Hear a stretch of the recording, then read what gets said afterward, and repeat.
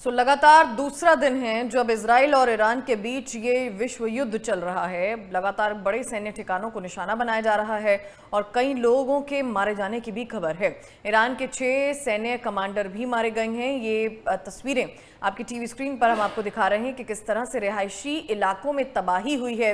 रिहायशी इलाकों को निशाना बनाया गया है।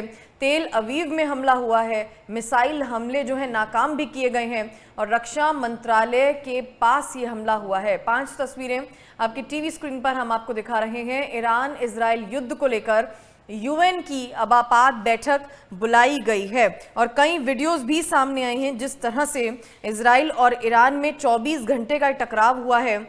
आपको बता दें, इजराइल ने 200 फाइटर जेट से ईरान के कई ठिकानों पर हमला किया। इजराइल ने इसे ऑपरेशन राइजिंग लॉयन नाम दिया है।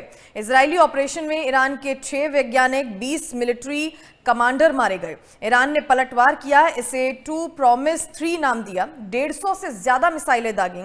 ईरान ने बैलिस्टिक मिसाइल से इजरायली रक्षा मंत्रालय को हिट करने का दावा किया है। नेतन्याहू ने पीएम मोदी से बातचीत की है और हालात की जानकारी दी। ट्रंप ने ईरान को धमकी दी और कहा परमाणु समझौता करें वरना बड़ा हमला होगा। वहीं आपको बता दें कि ईरान के हमले से रात भर में 43 इजरायली नागरिक जख्मी हुए हैं। ईरान की तरफ से 43 लोग जख्मी हुए हैं रात भर के हमलों में। इलाज के लिए उन्हें शीबा अस्पताल भर्ती करवाया गया, जिनमें से 23 को इलाज के बाद छुट्टी दी गई। ईरान बोला है कि अमेरिका से बातचीत का कोई मतलब नहीं है। इजरायली हमले के बाद ईरान ने अमेरिका के साथ न्यूक्लियर डील पर बातचीत को बेकार बताया। उसने अमेरिका पर इजराइल का समर्थन का आरोप लगाया है। अमेरिका और ईरान के बीच रविवार को जो न्यूक्लियर डील होनी थी, जो 6वें दौर की बातचीत होनी थी, वो अब नहीं होगी। आपको ये भी बता दें कि ईरानी मिसाइल ने इजराइल में रिहायशी ठिकानों को हिट किया।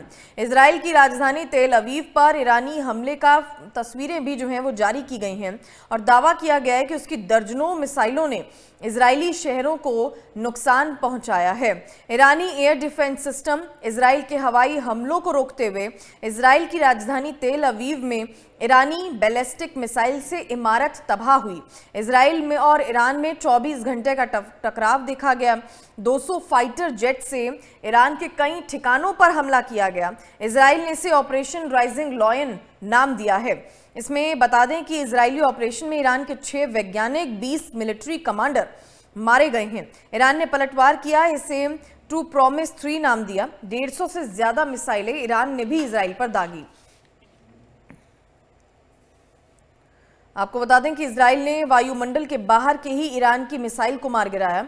इजराइल ने अमेरिका के terminal high altitude area defence यानी कि थार्ड सिस्टम की मदद से पृथ्वी के वायुमंडल के बाहर ईरान की एक बैलिस्टिक मिसाइल को सफलतापूर्वक रोक लिया। अमेरिका ने और इस पर हस्तक्षेप भी किया है। डोनाल्ड ट्रंप ने भी फोन पर बात की है और डोनाल्ड ट्रंप ने कहा है कि शांति बनाए रखें। अगर ये हमला नहीं रुका तो तबाही का मंजर जो है वो देखने को मिलेगा। ये डोनाल्ड ट्रंप की तरफ से भी कहा गया है। इजरायली निशाने पर नतांज अंडरग्राउंड लैब और साथ ही साथ बैलिस्टिक मिसाइल से इजरायली रक्षा मंत्रालय को हिट करने का दावा किया गया है। नेतन्याहू ने प्रधानमंत्री से बातचीत की है, हालात की जानकारी दी। ट्रंप ने ईरान को धमकी दी, कहा परमाणु समझौता करें वरना बड़ा हमला होगा। इजराइल ईरान टकराव जो है लगातार जारी है।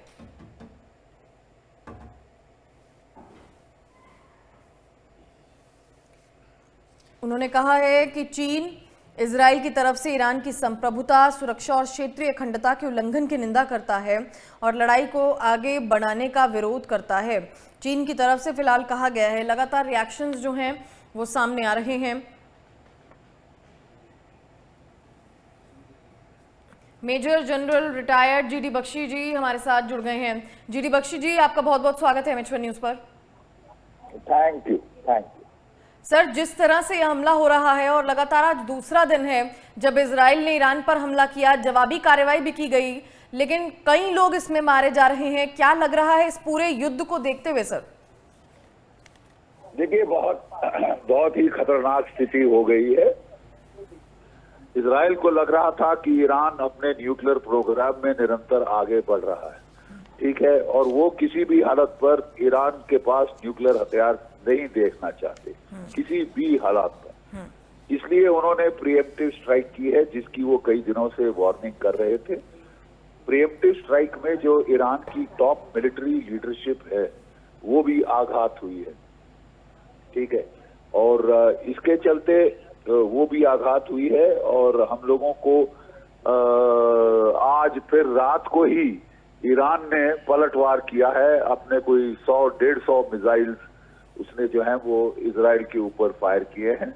कल रात को पूरे इजराइल में सायरन बज रहे थे, और जो इमेजेस आई हैं उनसे लग रहा है कि कई मिसाइल तो है वो थ्रू हो गए हैं वो आयरन डोम डिफेंसेस के भी पार, और उनके डिफेंस हेडक्वार्टर के आसपास कल टीवी स्क्रीन पे एक्सप्लोजन्स देखे गए हैं।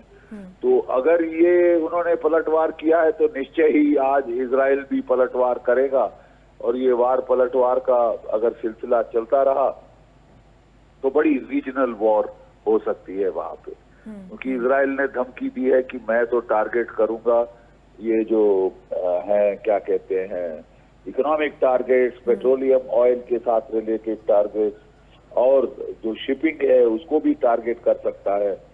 तो बड़ा भीषण युद्ध हो सकता है जो फैल सकता है, जो हॉरिजॉन्टली एस्केलेट हो सकता है, वर्टिकली एस्केलेट हो सकता है। और अब देखना है कि अमेरिका की भूमिका क्या रहेगी। अमेरिका ने तो कहा है कि साहब हमने कोई हिस्सा नहीं लिया इस अटैक में, लेकिन ईरान कह रहा है कि आपके नॉड के बगैर ये हो ही नहीं सकता, और इसलिए वो अमेरिका को भी उतना ही दोषी मान रहा है।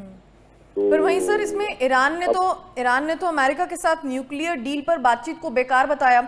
उसने कहा कि अमेरिका जो है इजराइल का समर्थन कर रहा है। नहीं, बिल्कुल, देखिए मेरे हिसाब से ये मट एंड जेफ पॉलिसी चल रही थी। जब ईरान मिलिट्री प्रेशर डाल रहा था तो अमेरिका बातचीत कर रहा था, इस उम्मीद में कि किसी तरह से वो मिलिट्री प्रेशर डाल के डिप्लोमेटिक सोल्यूशन मिल जाएगी, लेकिन लग नहीं रहा कुछ मिलेगा। लेकिन क्या लगता है सर, इन दोनों देशों के विश्व युद्ध से इंडिया को कितना नुकसान हो सकता है? क्योंकि प्रधानमंत्री की तरफ से ही कहा गया है कि उन्होंने दोनों देशों के प्रधानमंत्रियों से बातचीत की है और शांति बनाए रखने की अपील की है, लेकिन फिर भी इंटरनेशनल कम्युनिटी में इसका कितना बड़ा असर देखने को मिलेगा? नहीं, देखिए असर तो बड़ा भारी पड़ सकता है अगर युद्ध चलता रहा। अगर इसी तरह युद्ध चलता रहा तो बहुत ही बुरा असर पड़ेगा दुनिया की इकोनॉमी पे, ग्लोबल इकोनॉमी। थोड़ी जो रिकवरी के साइंस दिख रहे हैं वो सब खत्म हो जाएंगे सब, और रिसेशन आ सकती है ग्लोबल दर्जे के ऊपर। ये तो बड़ा खतरनाक है, और इसीलिए हमारे प्रधानमंत्री जी ने भी दोनों देशों से अपील की है कि अब वो इसे खत्म कर दें, युद्ध को आगे ना बढ़ाएं और एस्केलेट ना होने दें। उम्मीद है कि उनकी बात सुनी जाएगी और इस प्रकार से ये युद्ध किसी न किसी तरह से खत्म होगा। नहीं तो इसके एस्केलेशन के हॉरिजॉन्टल, वर्टिकल बहुत चांसेस है। आपको लगता है सर कि अगर इंडिया इसमें हस्तक्षेप करता है तो मध्यस्थता, कोई बीच का रास्ता निकाला जा सकता है और दोनों देशों के इस युद्ध को रोका जा सकता है? नहीं, देखिए इंडिया एक ऐसी पोजीशन में है कि इसकी दोस्ती दोनों देशों के साथ, इजराइल के साथ तो हमारी बड़ी गहरी दोस्ती है, और ईरान के साथ भी हम लोग जो हैं वो काफी अच्छे रिलेशंस रहे हैं। हम चाबहार का पोर्ट हमने बनाया है वहां पे, जिससे अफगानिस्तान को जो लैंडलॉक्ड है एक आउटलेट मिले, और इसलिए वी आर वेल प्लेस्ड अगर हम डायलॉग करा सकें दोनों के बीच में, दोनों हमारी सुनेंगे, इसमें कोई शक की बात नहीं। लेकिन फिर उनके अपने निजी इंटरेस्ट है, हित है। इजराइल कहता है कि मैं इसे न्यूक्लियर नहीं बनने दूंगा, और ईरान का कहना है कि हमारे संप्रभुता पे हमला हुआ है तो हम नहीं सहेंगे, हम तो पलटवार करेंगे, और कल उसने पलटवार कर भी दिया है डिस्पाइट डिकैपिटेशन स्ट्राइक जो कि उनके साइंटिस्ट पे हुई है, उनके टॉप मिलिट्री लीडर्स पे हुई है, उनकी न्यूक्लियर फैसिलिटी और उनकी जो और एनर्जी फैसिलिटी है, सब टारगेट करी हैं कल इजराइल ने। तो क्या ये सांकेतिक स्ट्राइक है या वो और करना चाहते हैं, ये तो वक्त ही बताएगा। क्योंकि सिविलियंस की जान जा रही है सर, कई जगहों पर बड़ी संख्या में लोग मारे जा रहे हैं, कई लोग जख्मी बताए जा रहे हैं। इंडियन कितने ऐसे नागरिक हैं जो वहां पर स्टूडेंट्स हैं, जो वहां पर पढ़ते भी हैं। युद्ध का अंत कैसे होगा? ये बाहर से हस्तक्षेप होगा या फिर दोनों ही देश आपस में भी इसे रोक सकते हैं, कोई समझौता कर सकते हैं या बातचीत कर सकते हैं? मेरा ख्याल तो ये द्विपक्षीय होना पड़ेगा, क्योंकि at the end of the day दोनों एक दूसरे से बात तो नहीं करते, लेकिन इंटरलोक्यूटर्स का इस्तेमाल तो कर सकते हैं ना। और सऊदी अरेबिया मध्यस्थता कर सकता है, भारत मध्यस्थता कर सकता है, कतार वगैरह ये देश जो जिनके दोनों के साथ रिश्ते ठीक हैं, वो लोग मदद कर सकते हैं। और कोशिश भी की जा रही है, क्योंकि किसी के हित में नहीं है कि ये एस्केलेट हो और युद्ध बढ़े और दुनिया की इकोनॉमी का बुरा नुकसान। बहुत बहुत शुक्रिया सर अपडेट्स देने के लिए और जानकारियां आपने हमारे साथ साझा की, और कैसे इस युद्ध को रोका जा सकता है, भारत की क्या भूमिका हो सकती है। बहुत बहुत धन्यवाद ये सब बताने के लिए। तो फिलहाल इजराइल जंग कैसे इस युद्ध का अंत होगा, ये सवाल अभी बना हुआ है और बड़ा सवाल है, क्योंकि कई लोग इसमें मारे गए हैं, सैन्य ठिकानों को निशाना बनाया गया है, एयरपोर्ट को निशाना बनाया जा रहा है, और साथ ही साथ दोनों देशों के जो प्रधानमंत्री हैं उन्होंने पीएम नरेंद्र मोदी से फ़ोन पर बात की है। और देखना होगा आने वाले समय में भारत की क्या अहम भूमिका इसमें देखने को मिलती है।